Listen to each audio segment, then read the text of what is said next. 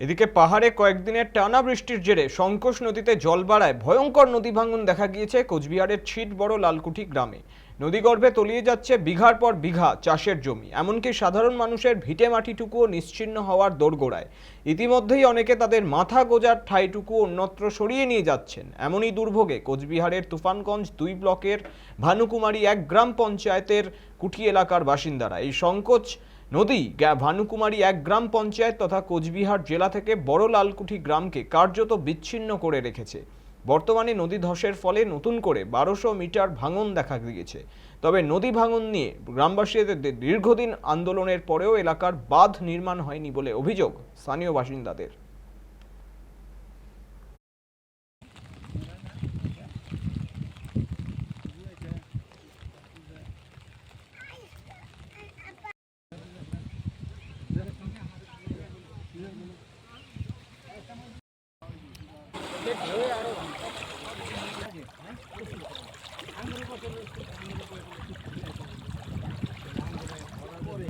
রাখি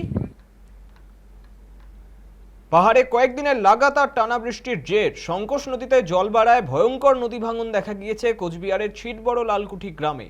নদীগর্ভে তলিয়ে যাচ্ছে বিঘার পর বিঘা চাষের জমি, এমনকি সাধারণ মানুষের ভিটেমাটিটুকুও নিশ্চিহ্ন হওয়ার দোরগোড়ায়।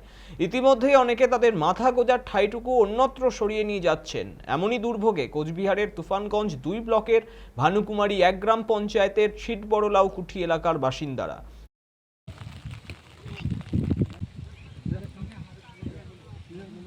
আমাদের এই ছিটবড় লালকুঠি 2200 ভোটার যে আছে এখানে, এটা শুধু বোঝা যায় যখন ভোট আসে, তখনই বোঝা যায় যে বড় লালকুঠি কতগুলো ভোট আছে।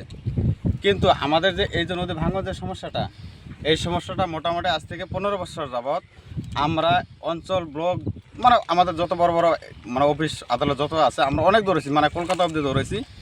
যে কোনো অফিসে যাই সেখানে বলে আমাদের কাজটা রেডি হয়ে আছে, কিন্তু কোনো টাকার কোনো ব্যবস্থা হয় না। এখন দেখেন আমাদের যে মানে চাষের জমি এবং বাড়িঘর সব নদীগর্ভে চলে যাচ্ছে, মানে চলে গেছে অলরেডি।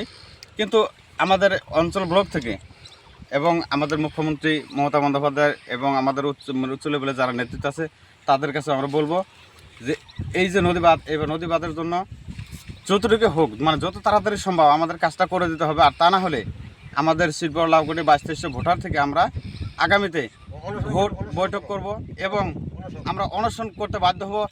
আমাদেরকে জানি না সরকার এবং আমাদের উপর লেভেলের নেতৃত্ব যারা আছে তারা প্রশাসন লেভেল থেকে আমাদেরকে ছাড় দিছে না কি আছে, আমরা বড় লালকুঠিতে আছি কি না আছি সেটা আমাদেরকে কোনোদিন দেখেন। আমরা খুব বিপদে আছি এখানে। আমাদের বিশাল সয় সম্পদ, ঘর বাড়ি আবাদা জমিন সব নদীর গর্ভে। আমরা চাচ্ছি, আমরা সরকারের কাছে আমরা অনুরোধ গ্রামবাসী আমরা অনুরোধ জানাচ্ছি, সরকার যেভাবে হোক আমাদের গ্রাম কীভাবে বাঁচাবে, রক্ষা করবে, আমাদের লোককে কীভাবে রক্ষা করবে সরকারের ব্যাপার। অবিলম্বে প্রশাসনের কাছে বিশেষ আবেদন এবং সরকারের কাছে আবেদন যে দ্রুত প্রশাসন যদি নদীবাঁধের কাজ শুরু না করে আমাদের এই গ্রাম ভৌগোলিক মানচিত্র থেকে আন্দোলনের ফলে যদি কাজ শুরু না করে তাহলে আগামী দিনে বৃহত্তর আন্দোলনের রূপ নেবে। অনশন, ভোট বয়কটের অংশগ্রহণ করবে গ্রামের মানুষ, আমি তার পক্ষে আছি। গভর্নমেন্ট সহ কিছু কিছু জায়গায় হচ্ছে, আমি যাতে ওই জায়গাটায় হয় সেটা আমি সেচ দপ্তরকে বলছি। আসলে তৃণমূল ভোটের রাজনীতি করছে, উন্নয়নের রাজনীতি করছে না, এটা ধিক্কার জানাচ্ছি। আগামী দিনে এই তৃণমূলের দ্বারা অন্ততপক্ষে জাল ধোয়া এবং লাউকুটির সমস্যা কোনোদিনই সমাধান হবে না। বিজেপি ক্ষমতায় আসছে 2026-এ এবং বিজেপি ক্ষমতায় এসেই এই দুটো সবার আগে সমাধান করবে।